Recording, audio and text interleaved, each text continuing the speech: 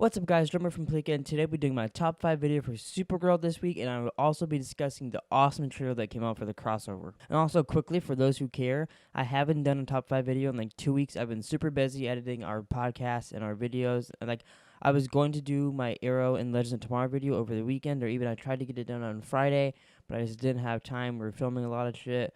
So I'm sorry, but I really wanted to get the video out because I didn't want to go like 3 weeks without doing a video because I won't be able to do it on Tuesday, or I won't be able to do it tonight. I won't be able to do it on Wednesday. So I wanted to get one out, and I thought today was the perfect day. I'm home alone; it'll be perfect. So here we go. All right, so my number 5 is that Alex came out to Kara.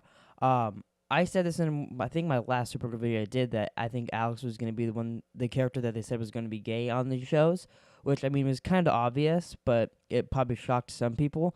But I thought it was really cool how they dealt with that. They've been doing with a lot of stuff like that, like race, like with the aliens, and now they're dealing with someone coming out on the show. Like I like how they're doing stuff like that, like using aliens to parallel like people like in that way. It's really cool. I like her. She was actually to me more likable how in this episode how she was than all of last season. I didn't really like her much last season, but yeah, I really enjoyed her this episode. How they dealt with it is really cool. I was a little afraid they were gonna make like Supergirl not like it at first, and like she was gonna be all like, "Oh, I don't know, that's weird." But I'm glad that they like made it.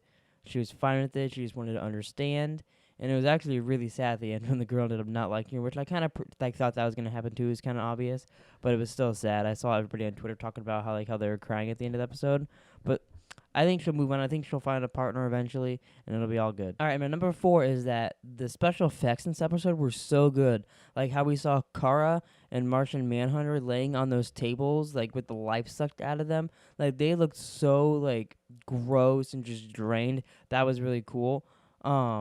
I was a little surprised how good it looked. It reminded me a lot of in Batman v Superman when you see Superman up in space and he's just drained because of how he was fighting Doomsday.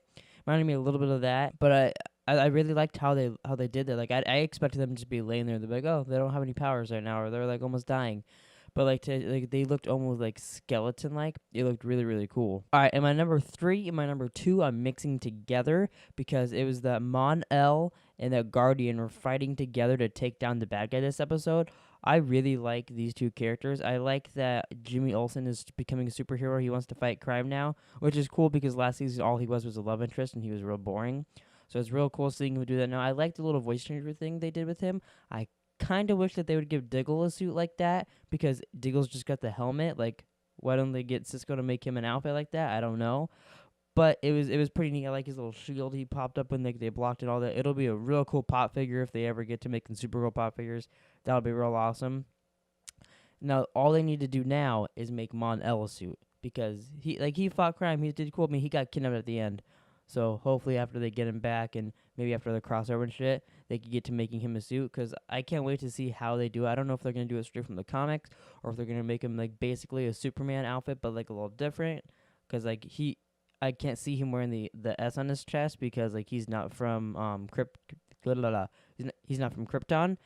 But I don't know. Well, I guess we'll have to see.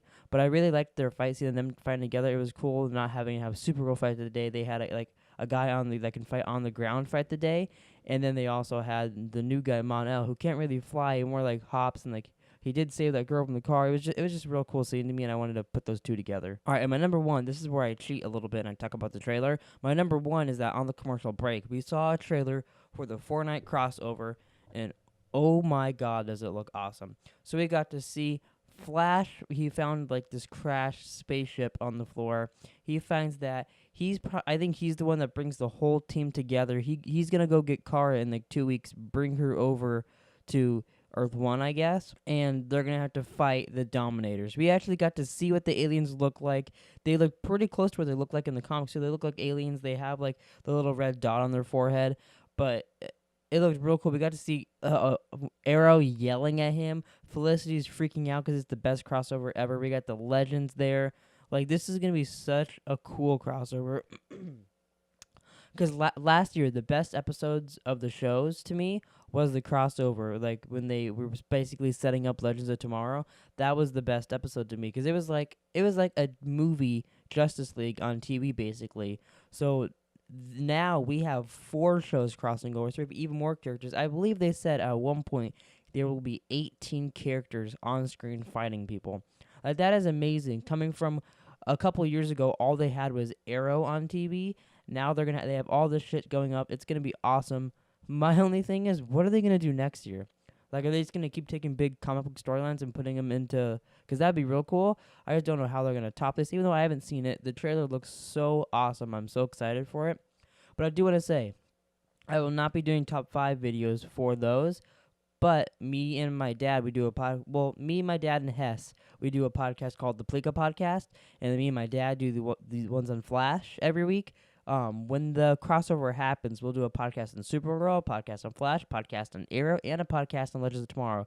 So we'll be doing a video every day that week on those. So that'll be pretty fun. We're thinking about doing a video for it, like taping the podcast, because that's kind of a shorter podcast, but we haven't really like decided on that yet.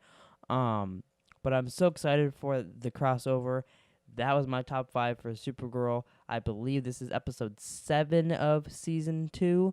Could be 6. It might be 6. But yeah, thanks for watching. Please like and subscribe. Comment down below what was your favorite moment from Supergirl season 2, episode 6. And I will see you guys next time.